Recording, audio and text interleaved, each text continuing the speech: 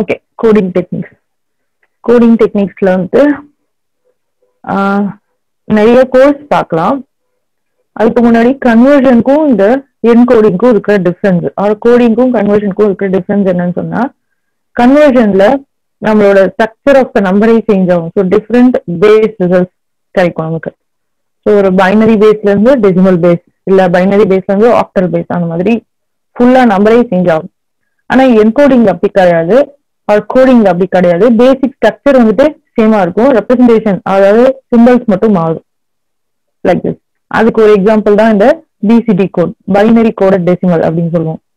So இப்போ இதுல difference தெரியுது பாருங்க. 14 வந்துட்டு ஒரு பைனரியா எழுதுறதுக்கும் அதே 14 வந்துட்டு பிசிடியா எழுதுறதுக்கும் டிஃபரன்ஸ் இருக்கு. ஸோ இங்க 1 தனியா 4 தனியா, இங்க ஸ்ட்ரக்சரை நம்ம சேஞ்ச் பண்ணல. இந்த 1ஓட பைனரி 4ஓட பைனரின்னு எழுதுறோம். இதுக்கு பேரு பைனரி கோடட் டெசிமல் அப்படின்னு சொல்றோம். In general number of different codes we can construct வந்து இவ்வளோ இருக்கு, இவ்வளோ கோர்ஸ் இருக்கு. இது வந்து ஒரு கான்ஸ்டன்ட் நம்பர்.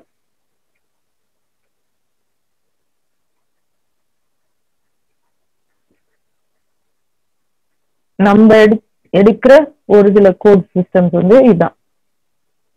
8421 இல்ல BCD code, gray code, excess code, codex, நிறைய கோட்ஸ் இருக்கு, நிறைய கோட் சிஸ்டம் இருக்கு. அதுல ஒரு சிலது மட்டும் இங்க காமிச்சிருக்கும். ஸோ இந்த 8421 கோடு பார்க்கலாம். நீங்க ஜென்ரலாவே நம்ம வெயிட்ஸ் வந்துட்டு இப்போ இன்க்ரீஸ் பண்ணிட்டு போகலாம். அதாவது 2^0, 2^1, 2^2, 2^3, 2^4, 2^5 இப்படி போயிட்டே இருக்கும். அதுல 2^0ன்றது 1, 2^1ன்றது 2, 2^2ன்றது 4, 8, 16, 32, 64, 128, 256 இப்படி போயிட்டே இருக்கும். ரைட்டா? இதுல வந்துட்டு நம்ம இங்க இருந்து அப்படியே பார்த்துட்டே இருந்தாலே நம்மளால எந்த கன்வர்ஷனையும் பண்ண முடியும், அதாவது எந்த நம்பரையும் பைனரிக்கு கன்வெர்ட் பண்ண முடியும். இப்ப நமக்கு சப்போஸ் எக்ஸாம்பிள் 56 இருக்கு டெசிமல்ல, இதை பைனரிக்கு கன்வெர்ட் பண்ணணும் அப்படின்னா இங்க இருந்து அதுக்கு வெயிட் ஆட் பண்ணிட்டு போனாலே உங்களுக்கு 56 ஏதோ ஒரு கட்டத்துல கிடைச்சிரும். ரைட்டா? அப்போ எந்த நம்பரையும் நம்மளால இந்த வெயிட், இந்த பொசிஷன் தெரிஞ்சுட்டா நம்மளால கன்வெர்ட் பண்ண முடியும். அப்படி ஒரு கன்வர்ஷன் தான் இந்த காமன் பைனரி. 8421 தான் நம்ம யூஸ்வலா யூஸ் பண்றது. அதே தான் இங்க நானும் எழுதியிருக்கேன், ஆனா இன்னும் எக்ஸ்டெண்ட் பண்ணி எழுதியிருக்கேன். ஸோ 4 பிட் வரைக்கும் இருக்கிறதெல்லாம் 8421ல எழுதலாம். 5 பிட்டுக்கு போயிடுச்சுன்னா அடுத்தது 16 சேர்த்துக்கோங்க, 6 பிட்டுக்கு போயிடுச்சுன்னா 32 சேர்த்துக்கோங்க. இப்ப எனக்கு இந்த 56ஓட பைனரி ஈக்குவலன்ட் சொல்லுங்க பார்ப்போம். இதுல இருந்து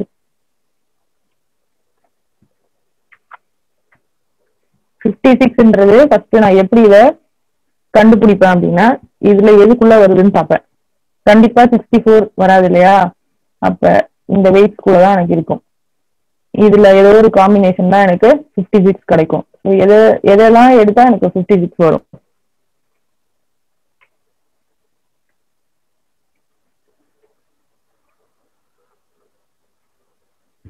ஒரு 32 எடுக்கலாமா? கண்டிப்பா ஒரு 32 வரும். அப்புறம் 32 பிளஸ் இது வருமா? ரைட், 48 வந்துருச்சு. மீதி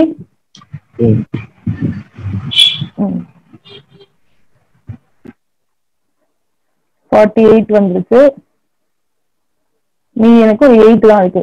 அவ்வளவுதான், இதெல்லாம் 0 ஆயிடும். இதே நான் 57 எழுதணும்னா அப்ப 1 1 1 0 0 1.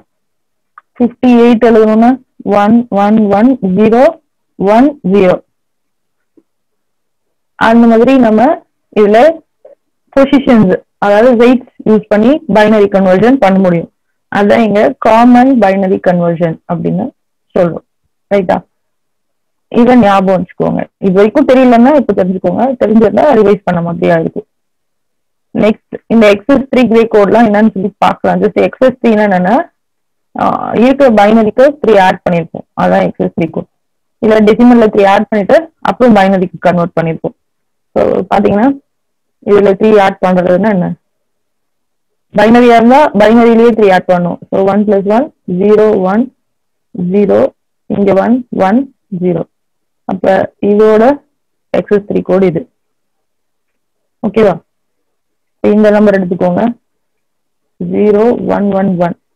இதோட XS3னா ஜஸ்ட் ஆட் 3 ஆட் பண்ணும்போது இது 4 டிஜிட்டா இருந்தா இதுவும் 4 டிஜிட் வச்சுட்டு ஆட் பண்ணுங்க. அப்ப 01101 இதோட XS3 இது.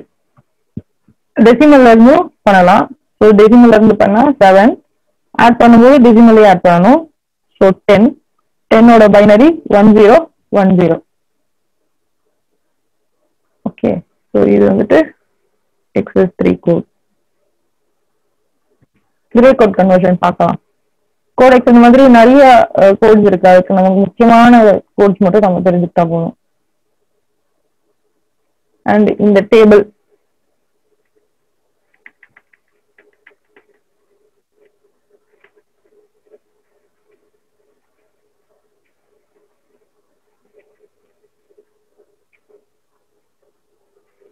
இது கொஞ்சம் படிச்சுக்கோங்க. ரொம்ப இம்பார்ட்டன்ட்லாம் கிடையாது, ஆனால் தெரிஞ்சுக்கிறது நல்லது. சரி, 8421 கோட் வந்துட்டு செல்ஃப் காம்ப்ளிமெண்டிங் கிடையாது. காம்ப்ளிமெண்ட்னா என்ன? ஜீரோஸை வந்து மாத்துறது, 1 ஜீரோஸா மாத்துறது. அப்படி மாற்றும் போதுட்டு செல்ஃப் காம்ப்ளிமெண்டிங்னா சில கோட்ஸ் வரும். 8421 வந்து செல்ஃப் காம்ப்ளிமெண்டிங் கிடையாது. வேற எது செல்ஃப் காம்ப்ளிமெண்டிங் வரும்னா XS3 பாத்தீங்கன்னா செல்ஃப் காம்ப்ளிமெண்டிங் வரும்.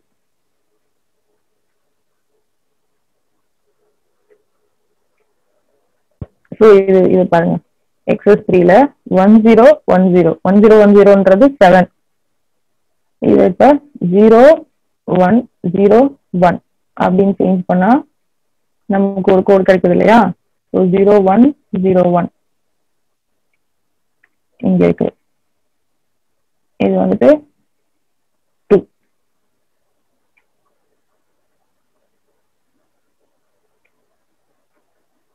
ஸோ இது வந்து செல்ஃப் காம்ப்ளிமெண்டிங் கோடுன்னு சொல்லுவோம். 10ல இருந்து எனக்கு சப்ட்ராக்ட் பண்ணா 9ல இருந்து எனக்கு லார்ஜஸ்ட் நம்பர் இருந்து சப்ட்ராக்ட் பண்ணா என்ன வருதோ அதுதான் என்னோட செல்ஃப் காம்ப்ளிமெண்டிங் கோடு. ஸோ 7ஓட காம்ப்ளிமெண்ட்னா 9ல இருந்து சப்ட்ராக்ட் பண்ணும். 9 தான் லார்ஜஸ்ட் டெசிமல்ல. ஸோ சப்ட்ராக்ட் பண்ணா 2 வரும். அது இங்கேயும் வருது. இப்போ 2க்கு 7 வரும், 7க்கு 2 வரும். அந்த மாதிரி இருக்கிறது செல்ஃப் காம்ப்ளிமெண்டிங் கோடு. கோடு எக்ஸும் வருது, அது செக் பண்ணிக்கோங்க. வெயிட்டட் கோட்ஸ்ன்றது பொசிஷனுக்கு வெயிட்ஸ் கொடுக்க முடியுமா அப்படின்றது. இது வந்து வெயிட்ஸ் கொடுக்க முடியும். 8421 வெயிட்ஸ் கொடுக்க முடியும். XS3க்கும் வெயிட்ஸ் கொடுக்க முடியும். ஆனா கிரே கோடும் கோடெக்ஸும் வெயிட்ஸ் பேஸ் பண்ணது கிடையாது, கன்வர்ஷன்ஸ் பேஸ் பண்ணது. இது வந்து கன்வர்ஷன்ஸ் பேஸ் பண்ணது, வெயிட்ஸ் பேஸ் பண்ணது கிடையாது. வேற என்ன இருக்குன்னா யூனிட் டிஸ்டன்ஸ் கோட் அப்படின்னு ஒண்ணு இருக்கு. அதாவது 1 பிட் சேஞ்ச் மட்டும் இருக்கும் அட்ஜசன்ட் இன்டிஜர்ஸ்ல. கிரே கோட் வந்துட்டு யூனிட் டிஸ்டன்ஸ் கோட் அப்படின்னு சொல்லலாம். எல்லா பொசிஷனும் பாத்தீங்கன்னா ஒரே ஒரு பிட் தான் சேஞ்ச் ஆயிருக்கும். இப்ப இது பாருங்க, அதுதான் கிரே கோடோட அட்வான்டேஜ். இந்த லாஸ்ட் பிட் மட்டும் சேஞ்ச் ஆயிருக்கு. செகண்டுக்கும் தேர்டுக்கும் பாத்தீங்கன்னா இந்த பிட் மட்டும் சேஞ்ச் ஆயிருக்கும். அதே மாதிரி இதுக்கும் பாத்தீங்கன்னா இது மட்டும் சேஞ்ச் ஆகுது. இதுக்கும் பாத்தீங்கன்னா இது மட்டும் சேஞ்ச் ஆகுது. எல்லாத்துலயுமே கிரே கோடை பொறுத்த வரைக்கும் ஒரே ஒரு பிட் மட்டும் சேஞ்ச் ஆகும். ஆனா மித்ததெல்லாம் அப்படி கிடையாது. இப்ப XS3ல பாருங்க ஒரு பிட் சேஞ்ச் இல்ல இல்லையா? பைனரியில பாருங்க அதே மாதிரி ஒரு பிட் சேஞ்ச் இருக்குன்னு சொல்ல முடியாது. ஆனா கிரே கோட் மட்டும் அட்ஜஸ்டன்ட் நம்பர்ஸ் வந்து 1 பிட் சேஞ்ச் இருக்கும். அப்ப இதோட அட்வான்டேஜ் எல்லாம் என்னன்னா different types of coding, error detection, error கரெக்ஷனுக்குலாம் இதை நம்ம யூஸ் பண்ண முடியும் அப்படின்றது தான். எஸ், அப்ளிகேஷன்ஸ் கூட கொடுத்துருக்கேன்.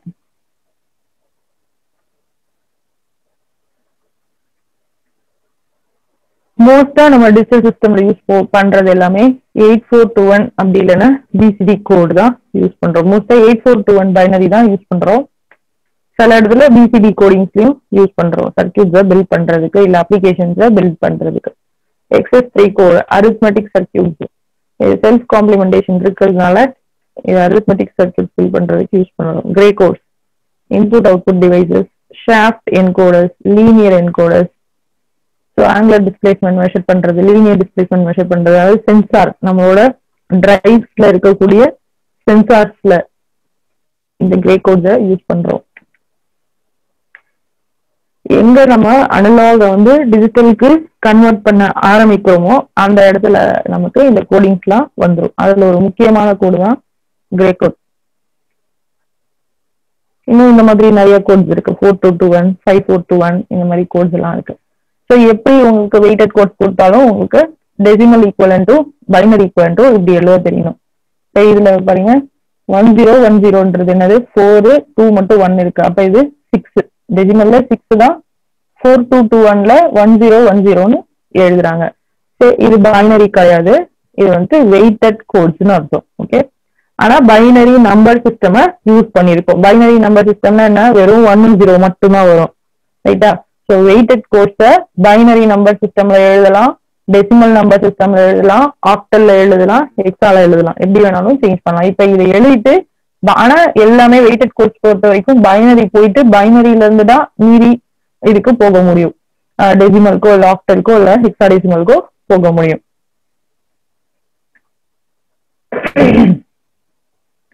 எக்ஸஸ்3 ஆல்ரெடி சொல்லிட்டேன். எனி சிஸ்டம்ல இருந்து எக்ஸஸ்3க்கு போகணும்னா 3 ஆட் பண்ணணும். ஆட் பண்ணும்போது என்ன பேஸ் ஆல்ரெடி இருக்கோ அதே பேஸ்ல 3 எடுத்து ஆட் பண்ணணும். அண்ட் இன்னொரு முக்கியமான கன்வர்ஷன் வந்து இது binary to gray and gray to binary conversion.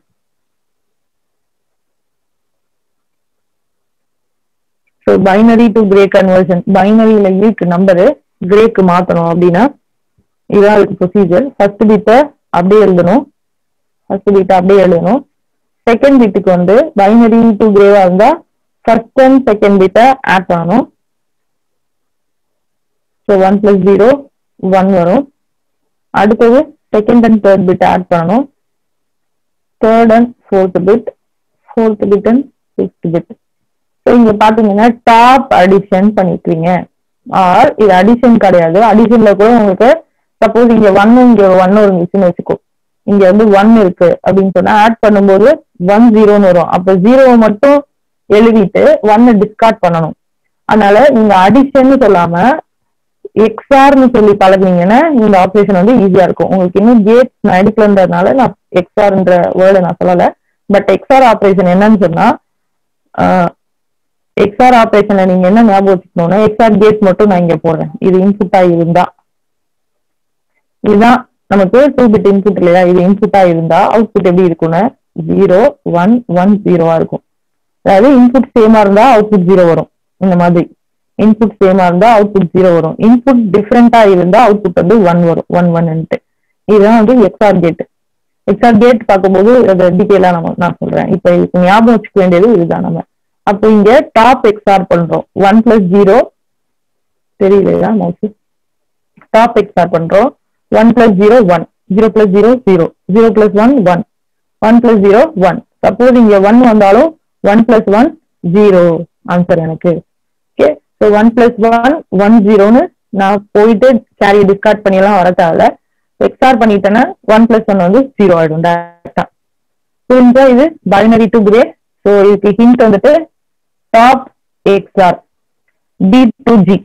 B அசனிங் ஆர்டர்ல இப்ப எடுத்துக்கோங்க அல்பபெட்டை. ஸோ B to G பண்ணும்போது டாப் எக்ஸ்ஆர். இல்லைன்னா நிறைய கன்ஃபியூஸ் ஆகும், பைனரி டு கிரே பண்ணும்போது டாப்பா இல்ல கிராஸ் எக்ஸ்ஆரா அப்படின்னு சொல்லிட்டு. கிரே டு பைனரி பாத்தீங்கன்னா கிராஸ் எக்ஸ்ஆர் பண்ணியிருப்போம். ஸோ கிரேல நான் ஏதோ ஒரு நம்பர் எடுத்திருக்கேன், அதை வந்து பைனரிக்கு கன்வெர்ட் பண்றேன். எப்பவுமே first digit same digit retain பண்ணிக்குவேன். செகண்ட் டிஜிட் பாத்தீங்கன்னா கிராஸ் எக்ஸ்ஆர் பண்ணியிருக்கேன், அதாவது வந்த ஆன்சருக்கும் இதுல இருக்க அடுத்த டிஜிட்க்கும் கிராஸ் எக்ஸ்ஆர் பண்ணியிருக்கேன். ஸோ 1 0னா 1 வரும் எனக்கு ஆன்சர். அடுத்தது மறுபடியும் கிராஸ் எக்ஸ்ஆர் 1, இங்க 0னா இங்க 1. அடுத்தது 1 1 போது எக்ஸ்ஆர்ல எனக்கு 0 வரும், 0 0 போது 0 வரும். இந்த எக்ஸ்ஆர் டேபிள ஞாபகம் வச்சுக்கணும். இது வந்து cross XR B to B. நான் இந்த ஹிண்ட் யூஸ் பண்ணுவேன் ரிமெம்பர் பண்றதுக்கு. நீங்க வேணும்னா இதை ரிமெம்பர் பண்ணிக்கோங்க, அப்படி இல்லைன்னா அடிஷன் பண்ணுங்க, அவ்வளவுதான். 1 + 0 1, 1 + 0 1, 1 + 1 1 0 வரும். அந்த 0 இங்க எழுதிட்டு 1 கேரிய டிஸ்கார்ட் பண்ணிடணும். ஓகேவா? அடுத்து 0 + 0 0. Binary to grey, grey to binary. அடுத்து கோடிங்ஸ்ல என்ன இருக்குன்னா error detection and correction.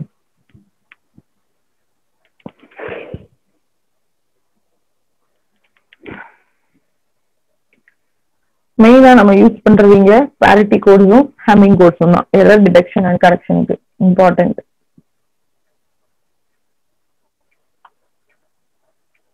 parity கோட்னா என்னன்னா எக்ஸ்ட்ரா ஒரு பிட்டை வந்துட்டு டேட்டாவோட அட்டாச் பண்ணிருப்போம். ஒரே ஒரு பிட், ஒரு சிங்கிள் பிட் டேட்டாவோட அட்டாச் பண்ணிட்டு ஆட் parity இல்லைன்னா ஈவன் parity கிரியேட் பண்ணி டேட்டாவை டிரான்ஸ்மிட் பண்ணுவோம். ஸோ மோஸ்டா இந்த எரர் டிடெக்ஷன் கரெக்ஷன்லாம் எங்க வருதுன்னா டேட்டா டிரான்ஸ்மிட் பண்ணும்போது நமக்கு சேனல்ல நிறைய நாய்ஸ். இப்போ எலக்ட்ரானிக் டிவைசஸ் தானே, எலக்ட்ரானிக் டிவைசஸ்ல நிறைய நாய்ஸ்ன்றது disturbance, electronic form of disturbance, லிட்டரலா வர சத்தம் கிடையாது. ஸோ அதை வந்து நம்ம அது என்ன பண்ணுதுன்னா சேனல்ல கரெக்ட் பண்ணுது. கரெக்ட் பண்ணும்போது எனக்கு டேட்டா வந்து சேஞ்ச் ஆகிறதுக்கு சான்ஸ் இருக்கு, இல்ல பிட்ஸ் வந்து லூஸ் ஆகிறதுக்கு சான்ஸ் இருக்கு. இப்போ என்டையர் டேட்டாவே எனக்கு மாறிடும். அப்ப எனக்கு டேட்டாவை ரெக்கவர் பண்றதுக்கு ஒரு error detection and error correction வேணும். இப்போ ஜென்ரலாவே நம்ம இப்போ வந்துட்டு ஒரு ஒரு ஊர்ல இருந்து இன்னொரு ஊருக்கு பார்சல் அனுப்புறோம் அப்படின்னு சொன்னா பார்சல் அனுப்பிட்டு ஃபோன் பண்ணி அனுப்பிட்டேன், இந்த நம்பர்ல வருது, இந்த டேட்ல வருதுன்றத நம்ம சொல்றோம். அப்ப கரெக்டா வருதான்னு செக் பண்றதுக்கு தான் நம்ம அந்த மாதிரி ஒரு டேட்டாவை பாஸ் பண்றோம் இல்லையா. ஒரு கோட் நமக்கு கொடுக்குறாங்க, நம்ம ஆன்லைன்ல செக் பண்ணிக்கலாம் அந்த கோடு போட்டு எங்க டிரான்ஸ்மிட் ஆயிட்டு இருக்கு அப்படின்றது. இப்போ அந்த கோடை ட்ராக்டருக்கு யூஸ் பண்றோம். அதே மாதிரி இந்த parity கோட்ஸ் ஹேமிங் கோட்ஸ்ன்றது நம்மளோட டேட்டா டிரான்ஸ்மிட் பண்ணும்போது ஏதாவது எரர் அட்டாச் ஆயிருக்கா இல்ல கரெக்ட் டேட்டா தான் செக் பண்றதுக்கு யூஸ் பண்ணலாம். தப்பா இருந்தா கரெக்ட் பண்றதுக்கும் யூஸ் பண்ணலாம். ஸோ parity கோடுன்றது எரர் டிடெக்ஷன் கோட். வெறும் டிடெக்ஷன் மட்டும் தான் பண்ண முடியும், எரர் இருக்கா என்னோட டேட்டாவை இல்லையா அப்படின்றது மட்டும் தான் பண்ண முடியும். ஆனா ஹேமிங் கோட் வந்துட்டு எரர் கரெக்ஷனும் பண்ண முடியும். எந்த இடத்துல எனக்கு டேட்டா கரெக்ட் ஆயிருக்கு, அந்த இடத்துல கரெக்ட் டேட்டா என்ன வந்திருக்கணும்ன்றதையும் என்னால பண்ண முடியும். ஸோ இங்க parity கோட்ஸ் எப்படி ஜென்ரேட் பண்ணுவோம்னு கொடுத்துருக்கேன். பாரிட்டியில ஆட் parity, ஈவன் parity அப்படின்ட்டு இருக்கு. ஆட் parityனா என்னன்னா என்னோட டேட்டாவோட எக்ஸ்ட்ரா பிட் ஆட் பண்ண போறோம் இல்லையா, அந்த பிட் வந்துட்டு சேர்க்கும் போது எனக்கு ஆட் நம்பர் ஆஃப் ஒன்ஸ் இருக்கணும். Odd number of ones. இப்ப டேட்டா எனக்கு இங்க இப்படி இருக்கு, இது கூட ஒரு 1 சேர்த்தாதான் எனக்கு ஆட் நம்பர் ஆஃப் ஒன்ஸ் கிடைக்கும். இப்போ இந்த டேட்டா பாருங்க 100 இருக்கு, already odd number of data இருக்கு. அப்ப என்னோட parity பிட் 0வா இருக்கும். இப்போ இதுல பாருங்க 111 இருக்கு, ஸோ என்னோட parity பிட் 0. இது பாருங்க 110ல ஈவன் நம்பர் ஆஃப் ஒன்ஸ் இருக்கு, இல்ல ஆட் பண்ணணும்னா என்னோட parity பிட் 1 இருக்கும். அப்ப நான் டேட்டாவை அனுப்பிச்சிட்டு ஆட் parityல அனுப்பிச்சிருக்கேன் அப்படின்னு சொல்றேன்னா என்னோட டேட்டா போகும்போது சப்போஸ் என் டேட்டா ஏபிசி அப்படின்னா 3 பிட் டேட்டா தான், அதை 4 பிட் டேட்டாவா நான் அனுப்புவேன். நான் அனுப்பும்போது என்ன சொல்றேன், ஆட் parityல அனுப்பிச்சிருக்கேன் டேட்டாவை அப்படின்னு சொல்றேன். அப்ப நான் சப்போஸ் நான் அனுப்புற டேட்டா வந்துட்டு 100 ஆட் parityல அனுப்பிச்சிருக்கேன் அப்படின்னு சொன்னா இப்படி அனுப்புவேன். ரிசீவ் பண்ண டேட்டாவும் சேமா இருந்துச்சுன்னா தப்பு கிடையாது. ஆனா ரிசீவ் பண்ற டேட்டா எப்படி இருந்துச்சுன்னா எனக்கு எரர் இருக்கு, எனக்கு ஆட் parityல வரல, எனக்கு டிரான்ஸ்மிட்டர் சொல்லியிருக்காங்க இல்லையா ஆட் parityல அனுப்பிச்சிருக்கேன்னு, ஆனா ரிசீவ் பண்ண டேட்டா இப்படி இருக்கு, ஸோ ஆட் parityல வரல, எரர் இருக்கு அப்படின்னு சொல்லலாம். ஆனா இதுல என்ன டிஸ்அட்வான்டேஜ்னா எனக்கு இப்ப சப்போஸ் இந்த டேட்டா வந்து இந்த டேட்டா ஃபுல்லாவே கரெக்ட் ஆயிடுச்சுன்னு வச்சுக்கோங்க, 1111 இப்படி வந்தாலும் தப்பு தான், இது எனக்கு ஆட் parityல இல்ல. சப்போஸ் இந்த டேட்டாவும் மாறிடுச்சுன்னா 1011 அப்படின்னு வந்துச்சுன்னா எனக்கு ஆட் parity மட்டும் செக் பண்ணா கரெக்டா தான் இருக்கு டேட்டா, ஆனா நான் இதை அனுப்பல. 2 பிட் சேஞ்ச் ஆனதுனால எனக்கு கரெக்டா இருக்க மாதிரி இருக்கு ரிசீவிங் எண்ட்ல, பட் டேட்டா தப்பு. அப்ப எரர் வந்துட்டு இருக்கா இல்லையான்னு மட்டும்தான் கண்டுபிடிக்க முடியுமே தவிர என்ன எரர்னு என்னால கண்டுபிடிக்க முடியாது. அண்ட் இந்த ஒரு இதுல பார்த்தா எரரே என்னால கண்டுபிடிக்க முடியாது. ஸோ இதெல்லாம் parity கோடோட லிமிடேஷன். ஒரு பிட் மட்டும் நான் அட்டாச் பண்றதுனால 1 பிட் எரர் மட்டும்தான் என்னால ஃபைண்ட் அவுட் பண்ண முடியும் parity கோட்ல. 2 பிட் எரரோ மோர் தேன் 2 பிட் எரரோ இருந்தா என்னால ஃபைண்ட் அவுட் பண்ண முடியாது. ஆட் parityனா ஆட் நம்பர் ஆஃப் ஒன்ஸ் இருக்கிற மாதிரி, even parity even number of ones எனக்கு இருக்கணும். ஏதாவது ஒரு எக்ஸாம்பிள் வந்து செக் பண்ணி பாருங்க. இப்போ 011 ஆல்ரெடி ஈவன்ல இருக்கு, ஸோ என்னோட parity பிட் வெறும் 0 இருந்தாலே போதும். இப்போ இந்த டேட்டா பாத்தீங்கன்னா ஆட்ல இருக்கு, இப்போ என்னோட parity பிட் 1 இருக்கணும். அப்ப நீங்க கொஸ்டின்ல பாருங்க ஆட் parity கேட்கறாங்களா ஈவன் parity கேட்கறாங்களா அப்படின்னு சொல்லிட்டு. சரியா? ஹேமிங் கோட் வந்துட்டு ஒரு இன்ட்ரெஸ்டிங்கான கோடு. இது வந்து எரர் டிடெக்ஷனுக்கும் யூஸ் பண்ணலாம், எரர் கரெக்ஷனுக்கும் யூஸ் பண்ணலாம். ஸோ ஓகே, இது எப்படி இருக்கும், ஹேமிங் கோட் எப்படி இருக்கும்னா it is addition of message and parity code. So இதுல parity கோட்ஸும் இருக்கும், மெசேஜ் கோட்ஸும் இருக்கும். p number of parity bits, m number of message bits எனக்கு இருக்கணும். இதுதான் condition. To determine number of parity bits, இதுதான் கண்டிஷன்.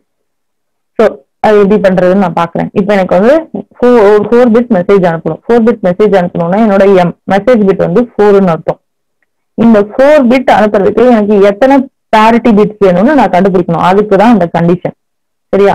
ஸோ இப்போ நான் வந்துட்டு 1 செக் பண்ண தேவை, 2 1 3 செக் பண்றேன்னு வச்சுக்கலாம்.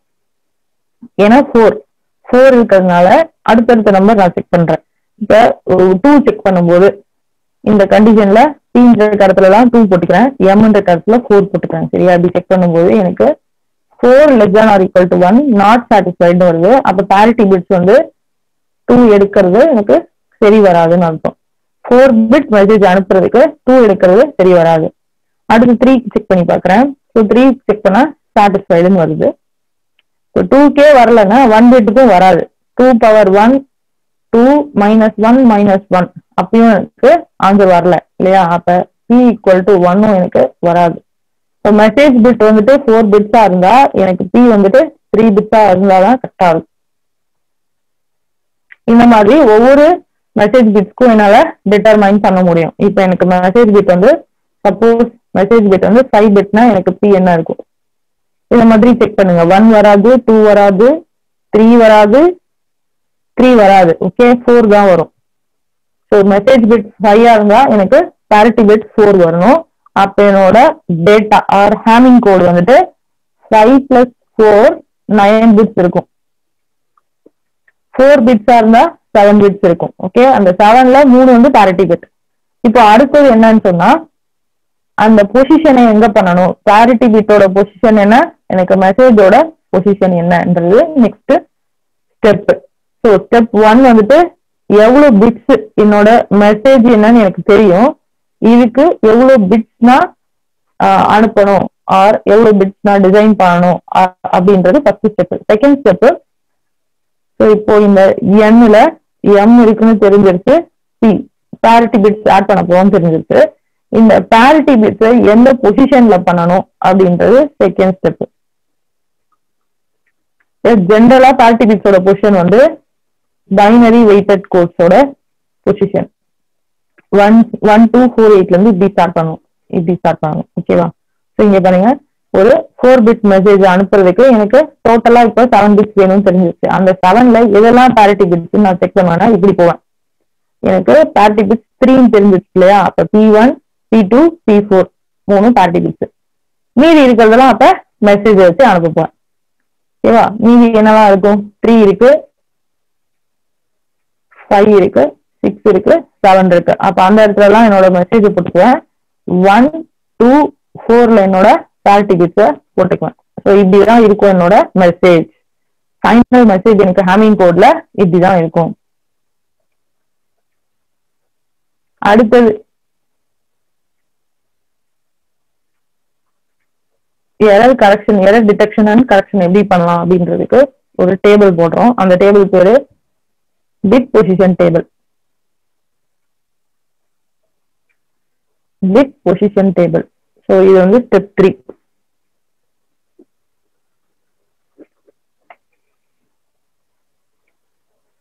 இதோட இன்னைக்கு ஃபினிஷ் பண்ணிக்கிறேன் நான். Bit position table. So bit designation பற்றி எழுதிட்டோம், பிட்டோட பொசிஷனையும் இங்க மென்ஷன் பண்ணிட்டோம். தேர்ட் ரோ என்ன ஆட் பண்ண போறோம்னா பைனரி பொசிஷன் நம்பரை ஆட் பண்ண போறோம். அதாவது இந்த 7 நம்பர் 7 பிட்னு சொன்னோம் இல்லையா, அந்த 7 பிட்டோட பைனரி ஈக்குவலன்ட் இங்க எழுதியிருக்கும். இங்க எதுக்கு எழுதியிருக்குன்றது அடுத்த ஸ்டெப்ல பார்க்கலாம். ஓகே, ஸோ இது தேர்ட் ரோ. ஃபோர்த் ரோல என்னோட இன்ஃபர்மேஷன் பிட்ஸ், ஃபிஃப்த் ரோல என்னோட parity பிட்ஸ். அப்படி இல்லைன்னா இது ரெண்டுத்தையும் சேர்த்து ஒரே ரோவா கூட எழுதலாம். ஆனா எழுதும்போது எனக்கு எங்கெல்லாம் இன்ஃபர்மேஷன் இருக்கு, எங்கெல்லாம் parity இருக்குன்னு கரெக்டா தெரிஞ்சிருந்தா போதும். Okay, so bit position table வந்து ஸ்டெப் 3. பார்க்கலாம் ரொம்ப பெரிய ப்ரொசீஜரா இருக்கு, ஆனா ஒரு ப்ராப்ளம் எடுத்து போட்டா ரொம்ப சின்னது, ரொம்ப ஈஸியா இருக்கும். 1 மார்க் தான் அதெல்லாம். ஸோ ப்ராப்ளமாவே எடுத்திருக்கேன். Information of 4 bit is transmitted and received as, இது வந்து ரிசீவர் எண்ட்ல கிடைக்கிற இன்ஃபர்மேஷன். ஆனா நான் டிரான்ஸ்மிட் பண்ணது 4 bit இன்ஃபர்மேஷன் தான் டிரான்ஸ்மிட் பண்ணியிருக்கேன். ரிசீவர் எண்ட்ல எனக்கு இப்படி கிடைச்சிருக்கு. அண்ட் ரிசீவர் எண்ட்ல எனக்கு இன்ஃபர்மேஷன் என்ன கிடைக்குதுன்னா என்னோட மெசேஜ் ஈவன் பேரிட்டில வந்திருக்கு அப்படின்றது கிடைக்குது. Check and correct if any error in the received data. Yes, இப்போ எனக்கு 4 bit இன்ஃபர்மேஷன் ஈவன் பேரிட்டில கிடைச்சிருச்சுன்னு தெரிஞ்சிருச்சு. எனக்கு ரிசீவ் பண்ண மெசேஜ் 4 bit-ஆ இருந்தா 1010 இந்த மாதிரி 4 bit மெசேஜ் ரிசீவ் பண்ணியிருந்தா நான் பேரிட்டி மட்டும் செக் பண்ணுவேன். ஈவன் பேரிட்டின்னு சொன்னாங்க, ஓகே இது ஈவன் பேரிட்டில இருக்கு கரெக்ட். சப்போஸ் ரிசீவ் பண்ண டேட்டா இதுவா இருந்தா ஆட் பேரிட்டில இருக்கு, ஈவன் பேரிட்டில இல்ல டேட்டா தப்புன்னு சொல்லிடுவேன். ஆனா எனக்கு ரிசீவ் பண்ண மெசேஜ் 7 bit-ல இருக்கு. 4 bit தான் அனுப்பிச்சாங்க, ஆனா எனக்கு 7 bit-ல வந்திருக்குன்னா அப்ப இது பேரிட்டி ஜெனரேஷன் கிடையாது, பேரிட்டி செக்கிங் கிடையாது. இது எங்க போயிடணும், ஹேமிங் கோடுக்கு போயிடணும். ஓகேவா, ஹேமிங் கோடுக்கு போயிடணும்ன்றது எனக்கு கொஸ்டின்ல தரல, இங்க எங்கேயுமே எனக்கு தரல. நான் தான் இதை தெரிஞ்சுக்கணும் இது ஹேமிங் கோட்ல இருக்கு அப்படின்றது. ஸோ ஸ்டெப் 1 இங்க வந்துட்டு இப்ப ஸ்டெப் 1 2 எல்லாம் விட்டேன் நானு, பிகாஸ் அது நமக்கு ஜென்ரல், எல்லாத்துக்குமே ஜென்ரல். 4 bit டேட்டான 7 bit-ல அனுப்பணும். அந்த 7ல 3 பேரிட்டி 4 மெசேஜ், இது எனக்கு டிஃபால்ட்டா மைண்ட்ல ரெக்கார்ட் ஆயிடுச்சு. அண்ட் ஸ்டெப் 2 ரெக்கார்ட் ஆயிடுச்சு, அதாவது எங்கெல்லாம் எனக்கு பேரிட்டி அதுவும் எனக்கு மைண்ட்ல ரெக்கார்ட் ஆயிடுச்சு. ஸோ அந்த ஸ்டெப்லாம் விட்டுட்டு டேரக்டா ஸ்டெப் 3க்கு போயிட்டேன். ஸ்டெப் 3ல என்ன பண்ணோம், பிட் பொசிஷன் டேபிள் போட்டோம். அந்த ஸ்டெப்க்கு போயிட்டேன். அதுல எப்படி போட்டிருக்கான் பாருங்க. ஸோ இது வரைக்கும் நமக்கு தெரியும், first row, second row, third row தெரியும். ஸோ 4th ரோல ரிசீவ் பண்ண கூட எழுதியிருக்கும், 7 bit-ல வந்து கூட எழுதியிருக்கும். ஸ்டெப் 2 இதுலதான் நம்ம எரரை டிடெக்ட் பண்ண போவோம் இருக்கான்னு. ஸோ எப்படி பண்ணணும்னு பேரிட்டி செக் பண்ணணும். ஒவ்வொரு பேரிட்டி பிட்டுக்கும் பேரிட்டி செக் பண்ணணும். ஸோ ஃபர்ஸ்ட் பேரிட்டி செக் வந்து P1க்கு பண்ணணும். அது எப்படி பண்ணணும் அப்படின்னா, P1-ஓட பைனரி ஈக்குவலன்ட் எழுதியிருக்கும். P1-ஓட பைனரி ஈக்குவலன்ட் 001. இந்த 001ல 1 எந்த பொசிஷன்ல இருக்குன்னு பார்க்கணும். இந்த லாஸ்ட் பொசிஷன்ல இருக்கு. அப்ப இந்த 7 பிட்லயும் இதே இடத்துல 1 இருக்கிற எல்லா நம்பரையும் எடுத்துக்கணும். ஸோ இங்க 1 இருக்கு, இதுல இங்க 1 இருக்கு, இதுல இங்க 1 இருக்கு, இதுல இங்க 1 இருக்கு. அப்போ எதெல்லாம் நான் செக் பண்ணணும், இப்ப 1 3 5 7. ஸோ ஃபர்ஸ்ட் பேரிட்டிய 1 3 5 7 குரூப்ல போய் செக் பண்ணணும். என்ன செக் பண்ணணும், இதுல என்ன இன்ஃபர்மேஷன் வந்திருக்குன்னு செக் பண்ணணும். ஸோ 1ல வந்திருக்கிறது 0, 3ல வந்திருக்கிறது 1, 5ல வந்திருக்கிறது 0, 7ல வந்திருக்கிறது 1. இங்க எழுதியிருக்கேன். எழுதிட்டு எனக்கு டிரான்ஸ்மிட்டர் என்ன சொன்னா, ஈவன் பேரிட்டில இருக்கு சொன்னா. அப்ப இது ஈவன்ல இருக்கா, எஸ் இருக்கு. So even parity is good. அப்ப என்னோட எரர் கோட் வந்து 0. ஃபர்ஸ்ட் பேரிட்டியோட எரர் கோட் வந்து 0. ஓகேவா, அதை அப்படியே வச்சுக்கோங்க. அடுத்தது மொத்தம் எனக்கு 3 பேரிட்டி பிட் இருக்கு. ஸோ 3 பேரிட்டி செக் பண்ணணும். செகண்ட் பேரிட்டி செக் P2ல பண்ணணும். P2-ஓட பைனரி ஈக்குவலன்ட் 010. அப்ப எங்கெல்லாம் எனக்கு செகண்ட் பொசிஷன்ல 1 வந்திருக்கோ அந்த குரூப் எடுக்கணும். எங்கெல்லாம் எனக்கு செகண்ட் பொசிஷன்ல 1 வந்திருக்கு, இங்க இங்க இங்க இங்க. ஸோ 2 3 6 7 இதுல இருக்க இன்ஃபர்மேஷனை எடுத்து எழுதியிருக்கேன். இங்க இன்ஃபர்மேஷன் எழுதியிருக்கேன். ஈவன் பார்ட்டில இருக்கான்னு செக் பண்றேன், இருக்கு. அப்ப மறுபடியும் எரர் கோட் எனக்கு 0. அடுத்தது தேர்ட் பேரிட்டி செக். ஸோ P4-ஓட பைனரி ஈக்குவலன்ட் 100. அப்ப எங்கெல்லாம் எனக்கு இந்த பொசிஷன்ல 1 இருக்கோ, 7 பிட்லயும் எங்கெல்லாம் எனக்கு கடைசி பொசிஷன்ல 1 இருக்கோ அது எல்லாத்தையும் எடுத்துப்பேன். அப்படி பார்த்தா 4 5 6 7 இல்லையா. அப்போ தேர்ட் பேரிட்டிக்கு 4 5 6 7 செக் பண்றேன். 4 5 6 7-ஓட இன்ஃபர்மேஷன் எழுதிட்டேன். ஈவன் பார்ட்டில இருக்கான்னு பாக்குறேன், இல்ல, ஒரே ஒரு 1 தான் இருக்கு. அப்ப எரர் கோட் இங்க 1. ஓகே, ஸோ எரர் கோட் வந்து 1. இப்போ ஃபைனலா பேரிட்டி பிட்டை எடுத்து எழுதுறேன், 1-ஆ எடுத்து எழுதுறேன். P4 P2 P1 அப்படி அந்த பொசிஷன்ல தான் எழுதுவேன். ஸோ இதுக்கு எரர் கோட் 1 ஜென்ரேட் பண்ண, மீதி 2க்கு 0 ஜென்ரேட் பண்ண. அப்ப 100, அதாவது 4th பிட் தான் எனக்கு எரர். வந்த இன்ஃபர்மேஷனை 4th பிட் எங்க இருக்கு, இங்க இருக்கு. இது எனக்கு எரர்ல இருக்கு. அப்ப இது 0வா இருந்திருக்க கூடாது, 1ஆ இருந்திருக்கும்ன்றத நான் கரெக்ஷன் பண்ணிப்பேன். அப்ப எனக்கு டிரான்ஸ்மிட் பண்ண எண்ட்ல எனக்கு இன்ஃபர்மேஷனை அனுப்பிச்சிட்டு ஈவன் பார்ட்டில அனுப்பிச்சிருக்கேன்னு சொன்னாங்க.